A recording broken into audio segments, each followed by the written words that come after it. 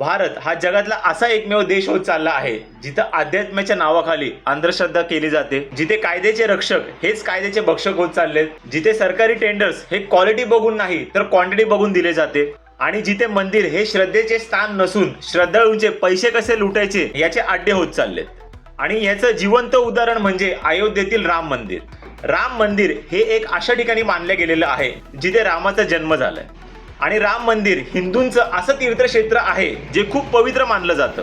आणि अशा ठिकाणी श्रद्धाळूंच्या देणग्यातून जर 200 करोडची चोरी होत असेल तर अशांना काय शिक्षा दिली पाहिजे हे सरकारने स्वतः सांगावं। महात्मा फुलेंनी ब्राह्मणांबद्दल बरोबरच बोलले होते, जसं न्हाव्यांचा केस कापणं हे न्हाव्यांचा धर्म नसून तर धंदा आहे, जसं चांभाराचा चप्पल शिवणे हे धर्म नसून धंदा आहे, तसेच मंदिरातली व्यवस्थापन बघणे किंवा देणगीच्या स्वरूपात दान घेणे हा ब्राह्मणांचा धर्म नसून तर धंदा आहे। म्हणून माझी सामान्य जनतेला मंदिरामध्ये जाण्यापूर्वी इतकीच विनंती असेल की मंदिरांमध्ये तुम्ही जाऊन दान देण्यापेक्षा मंदिरातील बाहेर जे गोरगरीब असतात किंवा मूक जनावर असतात त्यांना दान द्या। या हरामखोर लोकांची फुकट पोट भरण्याची सामान्य जनतेला काही गरज नाहीये।